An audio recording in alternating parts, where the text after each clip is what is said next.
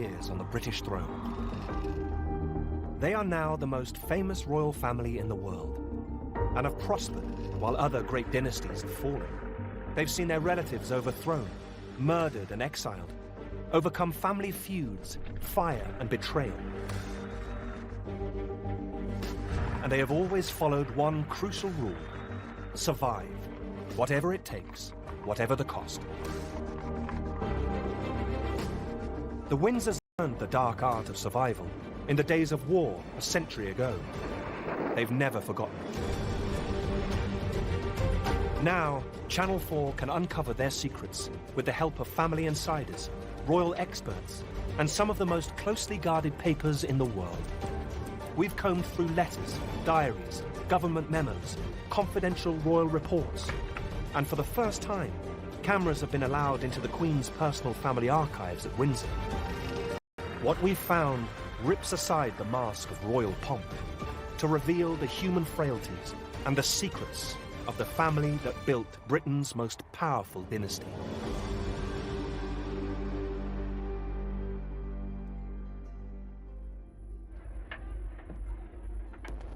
On the morning of the 13th of June 1917, 14 bombers took off from a base in German-occupied Belgium. Their destination, London.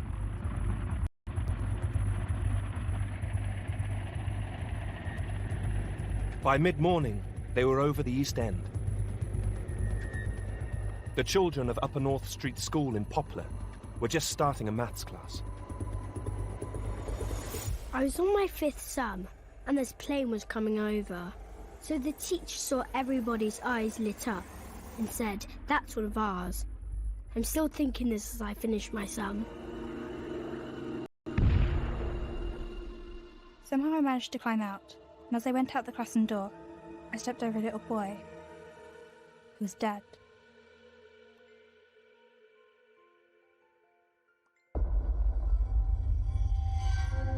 "18 small children were killed. Across London, 162 people died.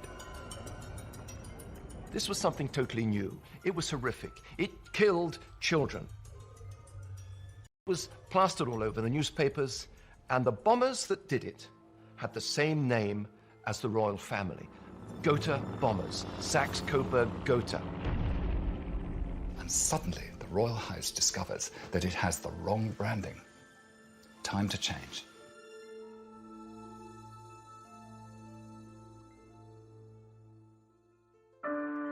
In August 1914, the monarch was 49-year-old King George V. George V had none of the qualities you'd expect or want in a war leader. He was a very cautious, conservative character, blinkered, very much of his class. His official biographer complained that for 20 years of his life, before he became king, he seemed to do nothing except shoot pheasant and stick stamps into his stamp album. Dull, plodding, unimaginative, George was not a man to inspire sacrifice. The writer H.G. Wells famously described George's court as alien and uninspiring. King George V reacted to that. He said, "I may be uninspiring, but I'm damned if I'm alien." The problem for the king was that he was alien. People forget that the Windsors were originally a German family. Queen Victoria was as German could be, spoke German as well as she spoke English, and married, of course, Albert of Coburg, another German, so that meant that Edward VII was also completely German. His son, George V, who's the first Windsor, was half German and half Danish, because his mum was Danish. So there's not a jot of English blood, technically, in them. 8 of Victoria and Albert's 9 children had married into other European royal families. Before the First World War, you have this massive of dynastic network, this monarchs' trade union, all Queen Victoria's grandchildren, great-grandchildren, all sitting on most of the thrones of Europe, marrying each other, cousins marrying each other, this huge family network. George was first cousin to both the Russian Tsar, Nicholas, and the German Kaiser, Wilhelm. George's wife, Queen Mary, was also German and spoke English with a German accent. King George V, all his relations spread across the thrones of Europe. And I think he probably began the First World War thinking that those family relations would be able in some way to bring a quick solution. And the aspiration was that it would only last a few months. The king still saw himself as part of an international brotherhood of monarchs, but he had misjudged the public mood. The outbreak of war sparked anti-German rioting. My grandfather came from Württemberg, which is in southwest Germany. He managed to open a shop in South Shields. His name was Seitz, which is demonstrably not English, and so that was up above the shop. It was very, very prominent, and so it became a target. There were so many people gathered in the market square, throwing bricks and what have you. The younger children, down to my mother, who was 3. And so when the bricks started coming through the window, terrified. The king didn't realise it, but it became manifestly clear that everything German, even Dachshunds walking along the street, were being kicked by people. Anything that had a link to the dreaded and hated Germany was anathema. The most obvious link to Germany was the royal family itself.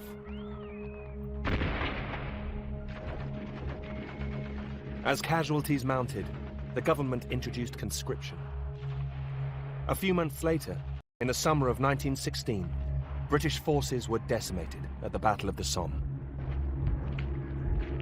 The mood is changing. The public are just fed up with this war, and the number of people dying, and the privations, and the agony. People are not going to put up with this any longer. The old order, the great institutional monarchies of Europe, are themselves buckling. In March 1917, King George received terrible news. His first cousin, the Tsar of Russia, had been overthrown. It was a first blow to the international club of monarchs, and for George, deeply personal. As children, King and Tsar had holidayed together, and had always been close. George constantly writes in his diary, "I am devoted to Nicky." On several occasions. He felt Nicky was a real sort of soulmate, somebody who he could talk to. The king wrote a telegram to the Tsar. Events of last week have deeply distressed me. My thoughts are constantly with you, and I shall always remain your true and devoted friend, as you know I have been in the past. But the fall of the Tsar presented the king with a dilemma. Here are Nick and George, Emperor and Tsar, who look like twins here. Olga Romanov is the Tsar's great niece. They're wearing each other's uniform. Some tourist asked me if it was swapsies, and I said, no, not swapsies. Nicholas, here, is wearing the uniform of the Scots Greys, who he was Colonel-in-Chief to. Princess Olga lives in Kent.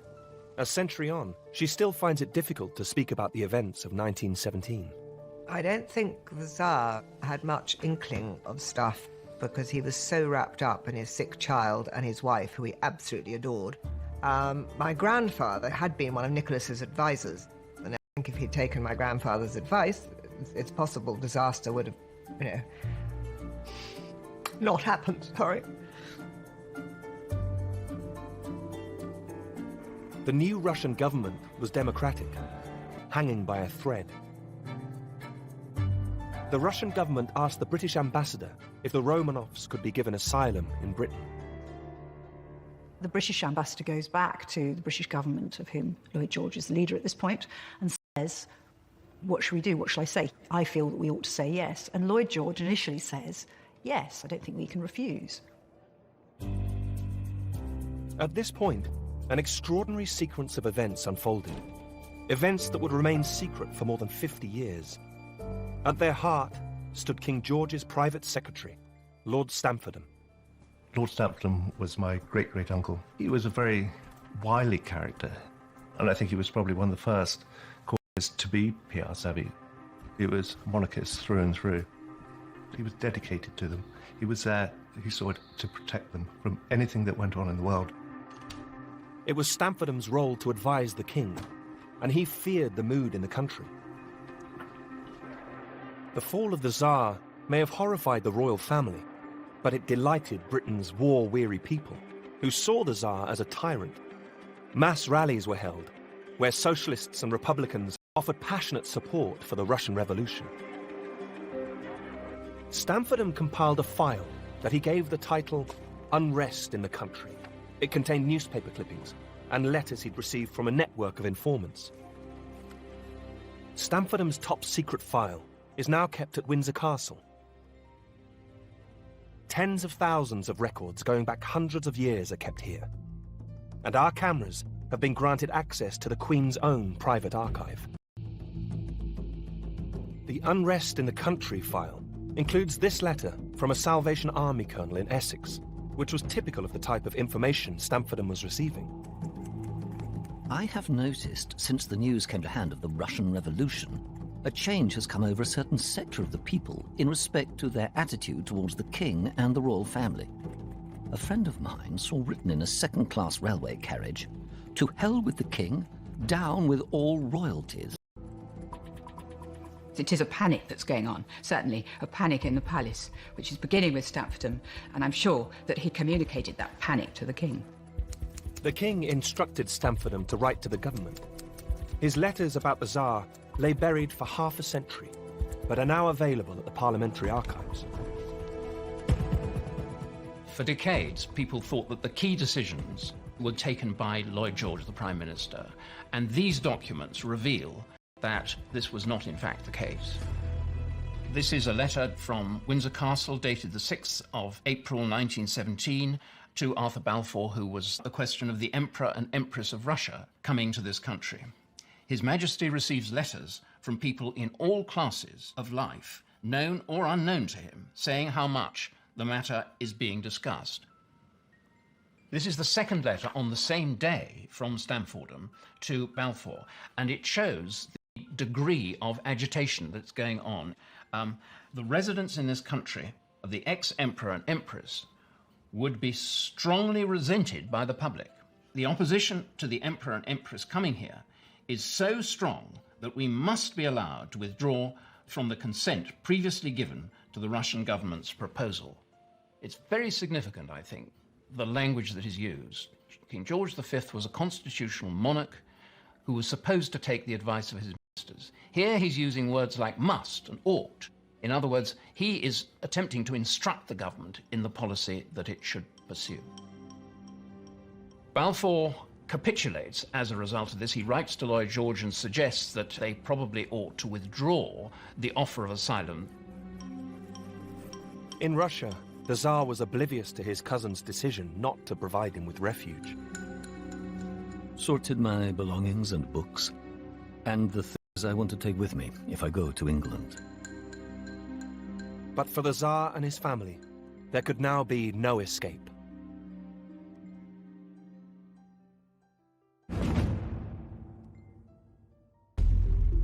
In March 1917, the Russian Tsar was overthrown. An initial offer of asylum was secretly withdrawn by King George V, anxious about anti-royalist feelings in Britain. 6 months later, the Bolsheviks seized power in Russia. The Tsar and his family were moved to this house in Ekaterinburg in the Russian Urals. Shortly after arriving, they were taken down to the cellar in the middle of the night and brutally murdered. George consigned the house of Romanov to history and his cousin Nicky to the firing squad in order that the House of Windsor should survive. I think this decision to refuse asylum is characteristic, certainly, of the British royal family, which is a pragmatic, realistic, but a certain ruthlessness. When their survival is at stake, they will make the decision that ensures they survive. King George did eventually allow the Tsar's sister, Xenia, to come to England. She was rescued by a British battleship with her son, Prince Andrei, who was Princess Olga's father, George, in the death of the Tsar. My father never ever said that it was George's fault. He always thought it was the Prime Minister, but apparently it wasn't the Prime Minister's fault at all. It was all George's fault. I'm very glad my father died before the letter was found, because he would have been really upset.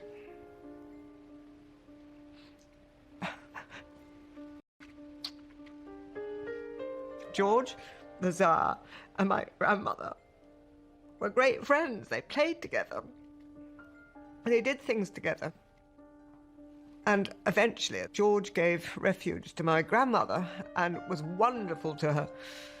And used to put Queen Mary's nose totally out of joint. Was really, really nice to her. And I suspect a lot of that was guilt. George's ruthless abandonment of his cousin in April 1917 marked the death of the pre-war International Club of Monarchs. But for the king, a bigger challenge remained: to forge a connection with his own long-suffering subjects, now entering the fourth terrible year of war.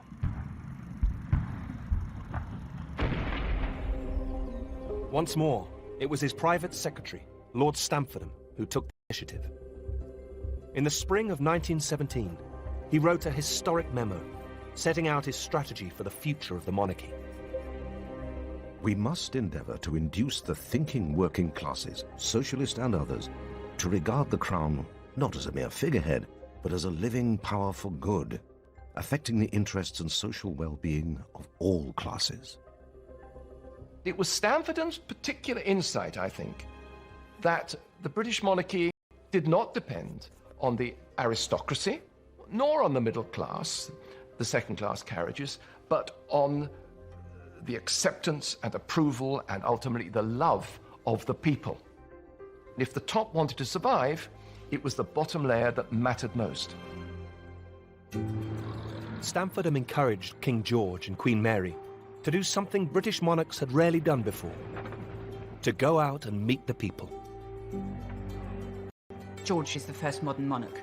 The first monarch who is prepared to not just go around in a big car waving at people, but to get out of the car and visit factories, go into people's homes, go down even coal mines, talk to people, get out there, be seen. This is a completely different notion of monarchy. It's a total change. Stamfordham ensured that it was not just the King and Queen who appeared in the newsreels, but also the Prince of Wales, Edward VIII, was serving as a staff officer and emerging as a major asset in Stamfordham's rebranding of the monarchy. Well, David was the David Beckham of his day. He was a megastar of his day. He was the most popular bachelor of his day. Everybody wanted to be seen with him or dance with him. One can only use the term, corny though it is, charisma to attach to him. I mean, he was like Princess Di. He glowed, he glittered. The prince was angry because he was kept away from the front line, but he played a key role in boosting morale. The king's second son, Bertie, was also doing his bit in the navy. But Bertie, the father of the present queen, was a completely different personality. He had knocked knees, he had his legs in splints, he had a terrible stammer which inhibited him, and he was not helped by the fact that his father was utterly unsympathetic towards this. And when Bertie was trying to say something with great difficulty, he would say, "Get it out, get it out." It's not just a question of stuttering, it's a question of these awful panic attacks sort of completely gripping him and making it really difficult for him to appear in public. Suffering from a chronic but undiagnosed stomach ulcer, Bertie would spend much of the war convalescing with his parents. Fortunately, his big brother generated enough attention for both of them.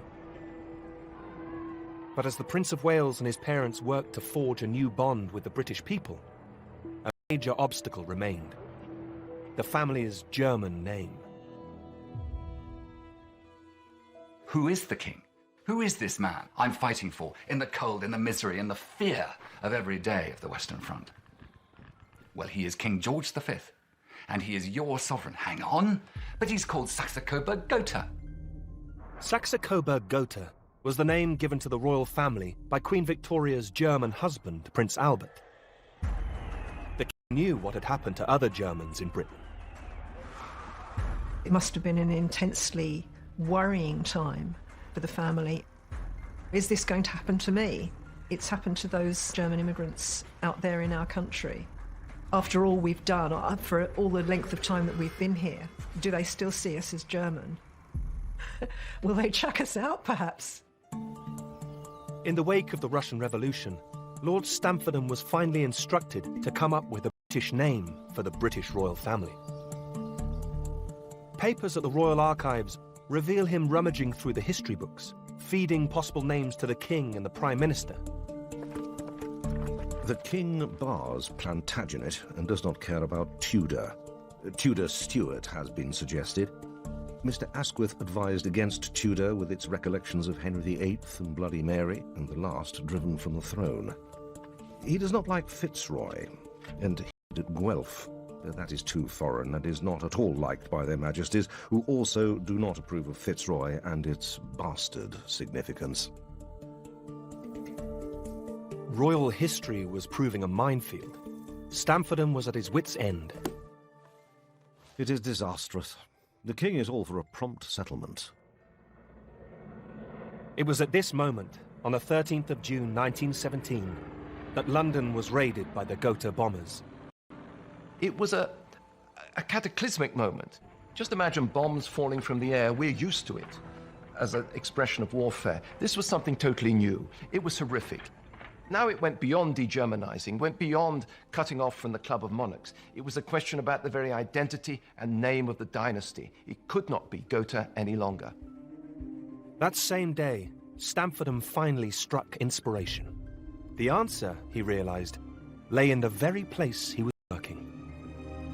I hope we have now discovered a name which may appeal to you, and that is that Queen Victoria shall be regarded as having founded the House of Windsor. Windsor is a brilliant idea, a fantastic piece of branding. It symbolises safeness, coziness, those lovely luscious green rolling landscapes, tea, cakes. It at once says exactly what George wants the British royal family to be. At Windsor Castle, the Royal Archives contain a letter from the same Salvation Army colonel who'd written earlier warning of anti-royalist feelings. Now he praised the King and Queen. Their strong efforts to remove in every possible way the German influence and power from the court will have its fruit in the abiding and affectionate loyalty of their devoted subjects. This is the beginning of the idea of the monarchy, the Windsor family, as being quintessentially British, which allows it to identify with British nationalism, to become the visible figurehead, embodiment of the British nation. Stamfordham received a letter of congratulation from the former Prime Minister, Lord Rosebery. Do you realize that you have christened a dynasty? There are few people in the world who have done this. None, I think. It is really something to be historically proud of. I admire and envy you. On the 11th of November, 1918, huge crowds celebrated the end of the war. Britain and its empire had lost close to 1 million men. Across Europe, no less than 9 monarchs had lost their thrones. But in London, the King and Queen were cheered to the echo. The House of Windsor was forged in war, but it grew out of a national crisis, threatening national survival, when the nation was saved by the people. A new monarchy had emerged, adapted to the democratic age, one in which King George's dullness had become a virtue. In his ordinariness, there was a humility. He wasn't a leader. He was, in many senses, a follower. And so, this essential humility that George V had proved to be the reason why his monarchy emerged from the war intact, and the grand imperial monarchies of Russia and Germany and Austria fell by the wayside.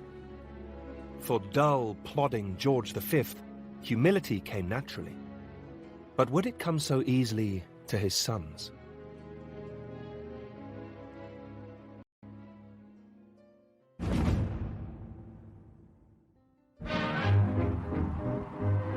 In the years following the First World War, the rebranded Windsor dynasty was hugely popular. The King and Queen continued their punishing schedule of public appearances. Their second son, Bertie, was starting to carve a modest niche for himself, although his stutter made public appearances a torment. I'm sure that we are all happy to feel that the generosity of His Majesty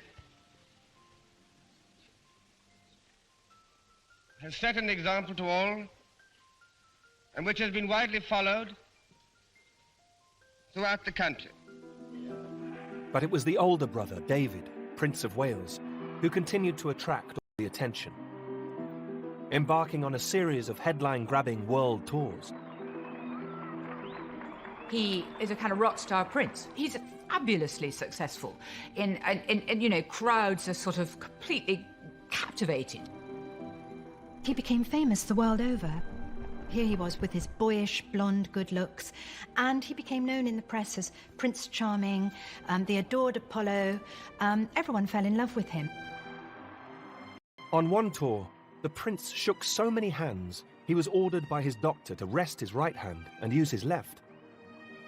But beneath the surface, there were tensions. King George had been a distant, cold father. He did not know how to handle children, and he was gruff and aloof and bullying and intimidated them and enraged them. The relationship did not warm as his children grew older. To his children, he was austere. George V, for instance, took against his children when they started to press their trousers fore and aft, because he always pressed them from side to side. And he thought it was caddish, and also when they started wearing turn-ups. George V set these kind of standards, and he used to pick out these things. And whatever they did, he'd point out what they hadn't done right. His relationship with his oldest son was particularly difficult. By this time, David, the Prince of Wales, had begun an affair with a married woman, Frida Dudley Ward, the wife of a Liberal MP. His letters to her reveal that, for all his success, the prince hated the life that fate had given him. Each day I long more and more to chuck this job and be out of it. The more I think of it all, the more certain I am that really, the day for kings and princes is past. Monarchies are out of date, though I know it's a rotten thing for me to say, and sounds Bolshevik.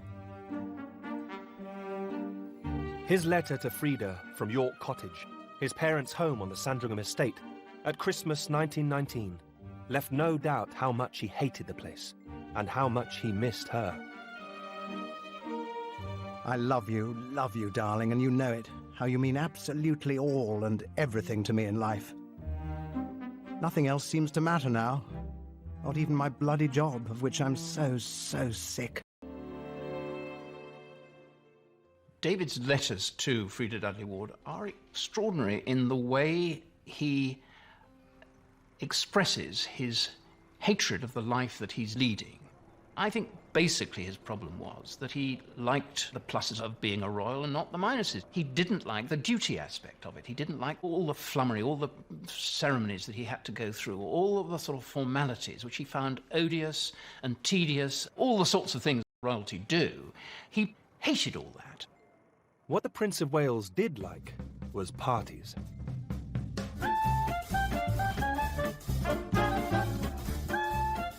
Like many young men returning from the war, he was captivated by the new jazz age.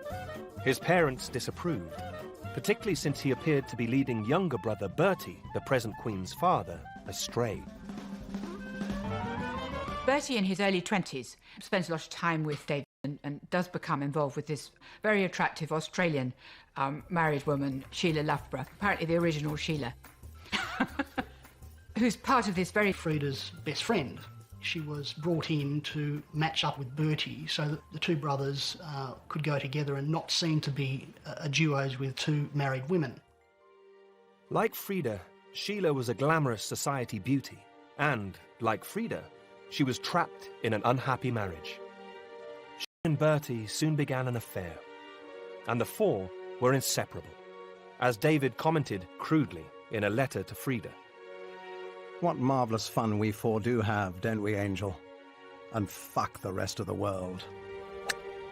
In the summer of 1919, David and Bertie spent a golfing weekend with Sheila and her alcoholic husband, Lord Loughborough. David wrote about it to Frida. After tea, I managed to lure Luffy away on the pretext of wanting to play a few more holes of golf on the local course. so as to give Sheila a chance of being alone with Bertie. They said they were tired, and we left them. It's all so sordid, though. I'm sure Luffy doesn't suspect Bertie at all.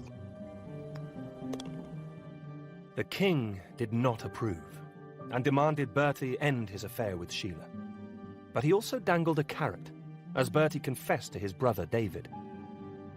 He's going to make me Duke of York on his birthday, provided that he hears nothing more about Sheila and me.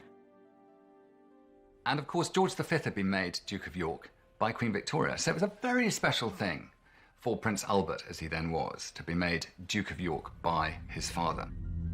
David was furious as he wrote to Frida. Christ, how I loathe and despise my bloody family, as Bertie has written me 3 long, sad letters in which he tells me he's getting it in the neck about his friendship with poor little Sheila. But Bertie caved in. In the spring of 1920, he ended his relationship with Sheila. Bertie was very different to his brother. He was a shy young man, but he always would put duty above love, and he acquiesced to his father's demands to be the Duke of York, provided he never speak of the Australian again. The king wrote to his second son to thank him. The letter, in the king's own hand, is in the royal archives and has never before been shown on television. I know that you have behaved very well in a difficult situation for a young man, and that you have done what I asked you to do. I feel that this splendid old title will be safe in your hands, and that you will never do anything which could in any way tarnish it. The king's oldest son was determined he would not be dictated to in the same way, as he wrote to Frida. If H.M. thinks he's going to alter me by insulting you, he's making just about the biggest make me despise him and put me completely against him, and I'll never forgive him. God damn him. David and Frida would continue their scandalous affair for more than a decade. Bertie, by contrast, was about to start pursuing a girl who perfectly fulfilled all of his father's expectations.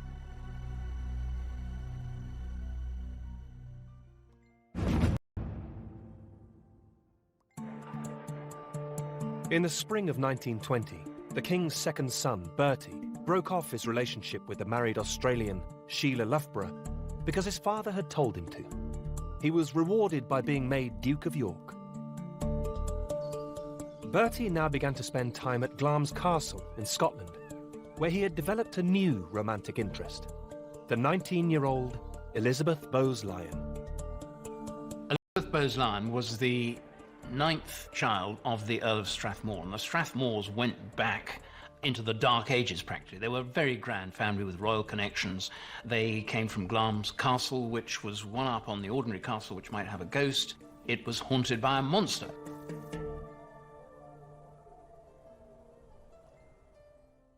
Elizabeth Bowes-Lyon is an incredibly attractive, kind of magnetic young woman. And she has so many admirers. And you get this sense of her as being the sun, and all these people revolving around her. Everybody was in love with Elizabeth Bowes-Lyon. Bertie is immediately captivated. The convention that princes could only marry royalty had been removed at the same time the family name was changed to Windsor in 1917. For the first time, David and Bertie no longer had to fish in the tiny pond of Protestant, normally German princesses, women like their mother. You had a huge new pool of what one might call talent available for the royals. Elizabeth was perfect. She was delightful to look at. She appealed terrifically to the royals. The only problem was that, initially, she wasn't interested in the shy, stuttering Bertie. Her letters to friends at this time are still held in the Glamis archive. P.S. Prince Albert is coming to stay here on Saturday. Ghastly. But photos that are kept at Glamis reveal a slowly warming relationship. Bertie was enchanted by a home atmosphere entirely different from his own. Glamis is a sort of paradise of party games, hide and seek in this huge haunted castle. Lots of loud gramophone music, lots of dancing, lots of Balmoral. Elizabeth's attitude to the prince was also changing. as her letters reveal. Prince Albert was very nice and very much improved in every way. But Elizabeth remained wary of entering the royal clan. She saw it as a kind of gilded cage, which of course it was, and she wasn't sure really whether she could cope with Bertie with all his difficulties. The photos at Glamis suggest there may have been another reason for her reluctance: the presence of a man called James Stuart. There are these constant references and photographs of them being together, and statements from different people who were close to her that they were in a romantic relationship. James Stuart was the youngest son of a neighbouring aristocrat, and also equerry, or gentleman-in-waiting, Prince Albert. He joined the army when he was 17. He got 2 military crosses. He was clearly brave.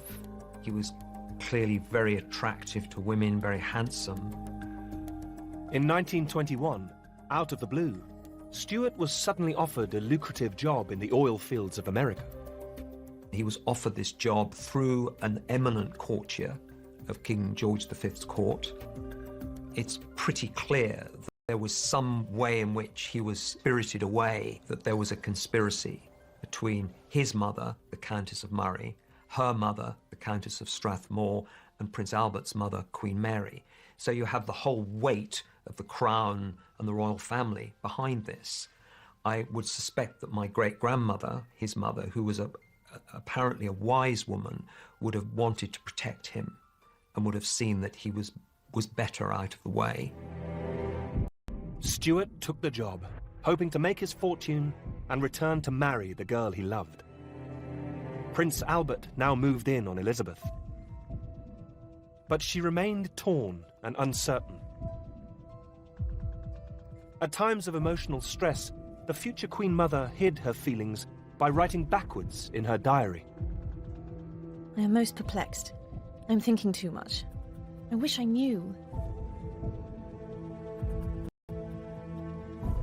Twice the prince proposed. Twice he was rejected. Only on the third occasion did Elizabeth finally accept him, as she wrote to a friend. I must tell you, I am going to marry Prince Bertie. I do hope you like him. I feel terrified now I've done it. In fact, no one is more surprised than me. It's in the papers that she's engaged to his old boss, Prince Albert. Clearly, my grandfather started as a favourite and a front-runner and ended up as a kind of also-ran, and then felt very bitter.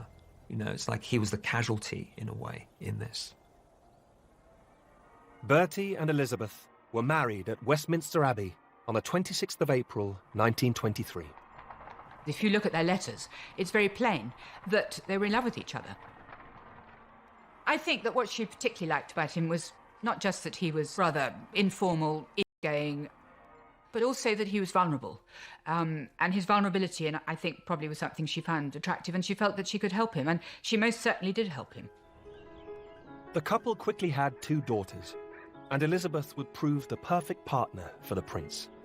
It transformed his life. In his eyes, she was the most wonderful woman in the world, and his home life became his anchor. Bertie had settled down and finally won his father's approval. You have always been so sensible and easy to work with, and you have always been so ready to listen to any advice and to agree with my opinions about people and things, that I feel we have always got on very well together. Very different to dear David. Dear David, the Prince of Wales, continued to be bored and frustrated with royal life. I'm so heartily sick of being cheered and yelled and shrieked at. It almost hurts sometimes. I suppose the fact of the matter is that I'm quite the wrong person to be Prince of Wales. David was rebellious. He felt constrained by being an heir to the throne, didn't particularly like it, and was determined to go his own way. In 1934, the prince turned 40, still unmarried. The clock was now ticking. The elderly king was in despair, as he confided to his Prime Minister, Stanley Baldwin. After I am dead, the boy will ruin himself within 12 months. The following year, huge crowds turned out to cheer the king on his silver jubilee. In his Christmas broadcast that year, George chose to focus on the bond he shared with his people. The year that is passing has been to me most memorable. It called forth a spontaneous offering of loyalty, and I may say of love.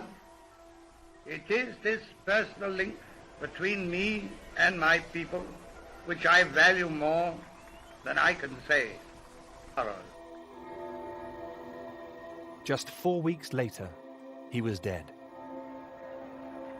King George had created a new style of monarchy, one based on sacrifice and duty. Now the crown passed to a very different personality, his 41-year-old son, who would reign as King Edward VIII. Overwhelmed, the new king wept uncontrollably on his mother's shoulder when told of his father's death.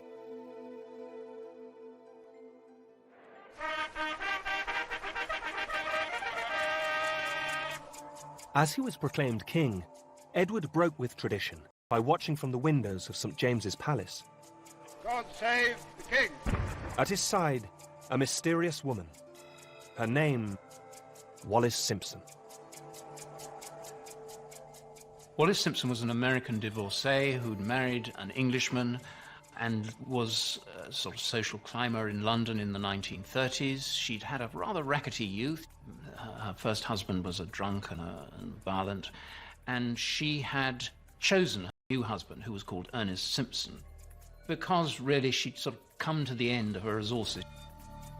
Edward had begun his relationship with Wallis in 1934. He'd jettisoned Freda Dudley Ward and appeared to come completely under the spell of his new American lover. I think that the delight of Mrs. Simpson for King Edward VIII was that she was totally lacking in respect. She had no deference whatsoever, and she treated him like dirt, and he loved to be treated like dirt. I'm sure there was a strong sexual element in it. Mrs. Simpson was the dominatrix to beat all dominatrixes. She was a tough cookie, and you could see her wielding the whip without any trouble at all. And on one occasion, he asked for a light for his cigarette, and she made him beg for it like a dog. The new king's private secretary, Alec Harding, was horrified by the relationship, as was his wife. My grandmother detested Mrs. Simpson. Didn't like her at all. She thought she was vulgar and pushy. And this sounds snobbish. And in fact, it was snobbish. But I think Mrs. Simpson got on better with men than with women, and there was a certain kind of upper-class English woman who she was always going to rub up the wrong way. The new private secretary and others were also concerned about the couple's politics. I don't think Edward VIII was a fascist, but he was attracted to fascism because it was fashionable. It was known at the time as Savile Row fascism.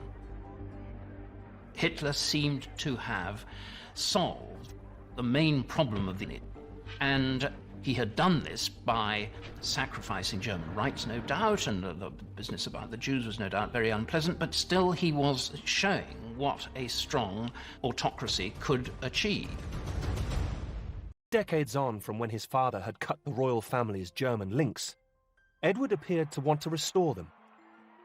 Some of the guests he and Wallis invited to their home at Fort Belvedere near Windsor were the despair of the king's private secretary and his wife.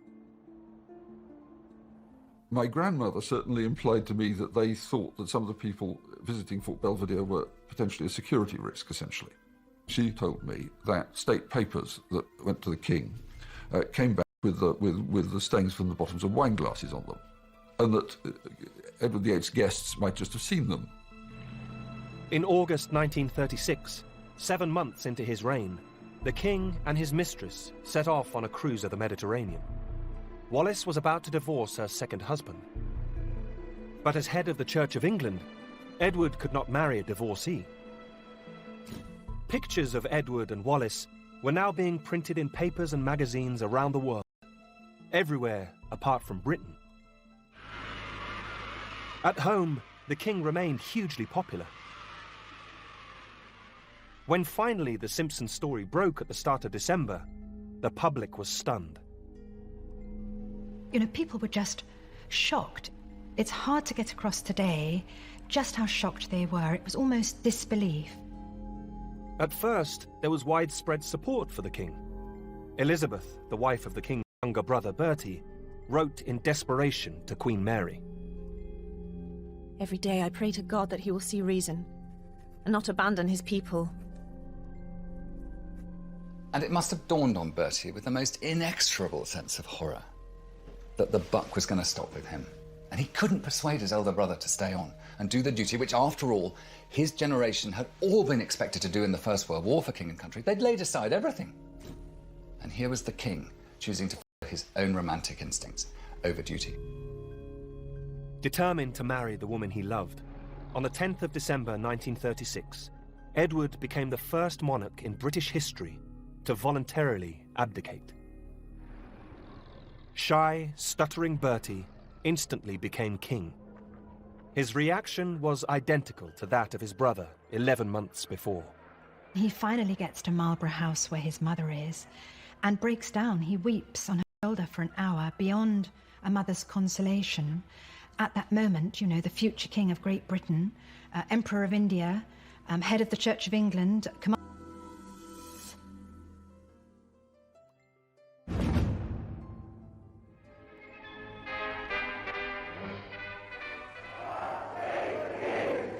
On the 12th of May, 1937, Edward VIII's younger brother, Bertie, was crowned king. He took the name George VI in honour of his father. The new Queen, Elizabeth, could not forgive Edward and Wallis Simpson for the burden they had placed on the shoulders of her vulnerable husband.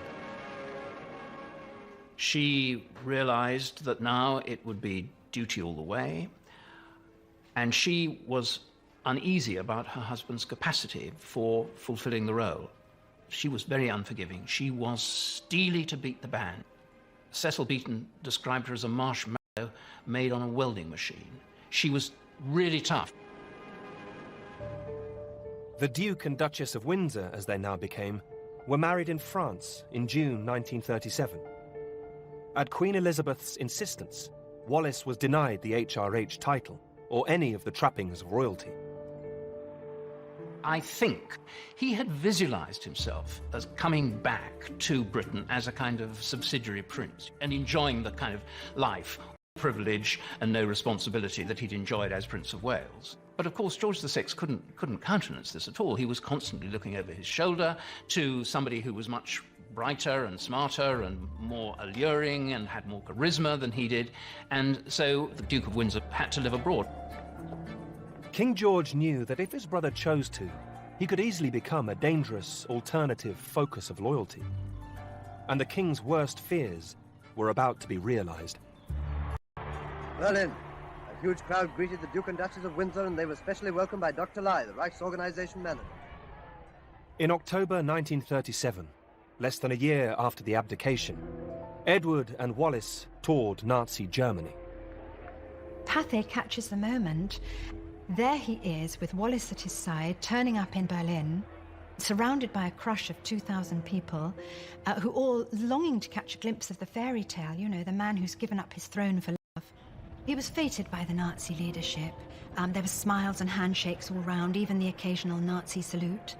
And of course what he wanted to do was fashion a role for himself on the international stage and give Wallis a taste of what it would be like being feted like a queen.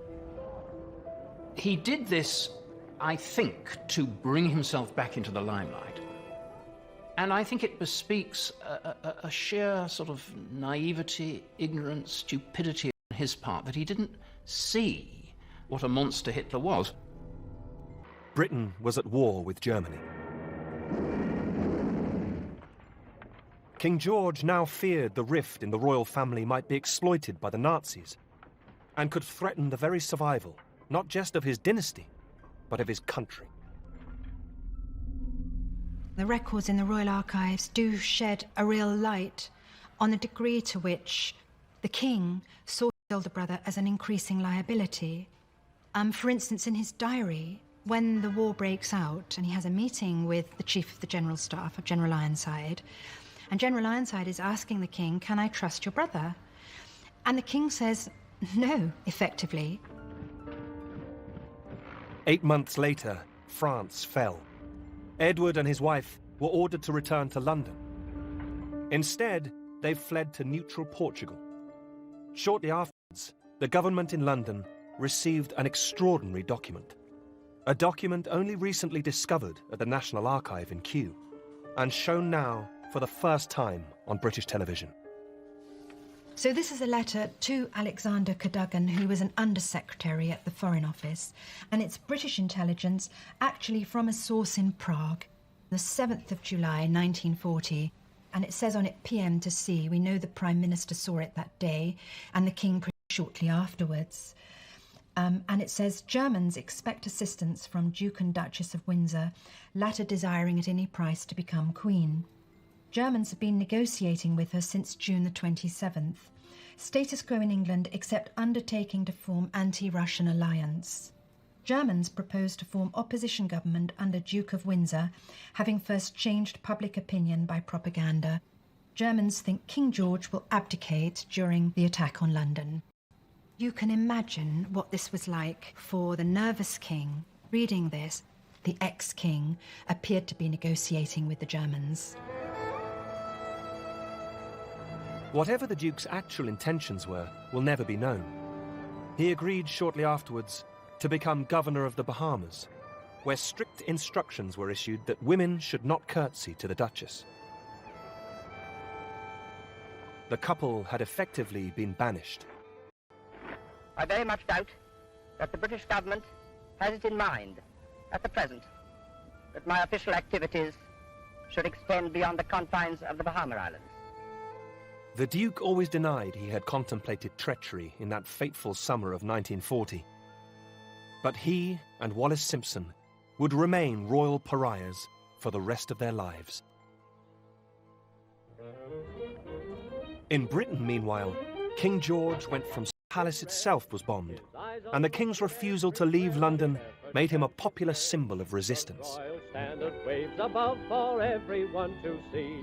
The King is with his people, 'cause that's where he wants to be. He proved to be a steady and reliable focus for a nation that had to fight back on its own in 1940 to make sure that Germany was defeated. Like Mr. Jones and Mr. Brown, the King is still in London town. At the end of the war, King George stood on the balcony at Buckingham Palace, just as his father had, 27 years before.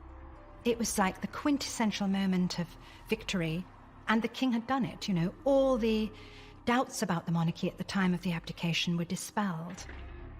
The Windsor dynasty and the new model of popular monarchy had been tested in the fire of war twice and come through.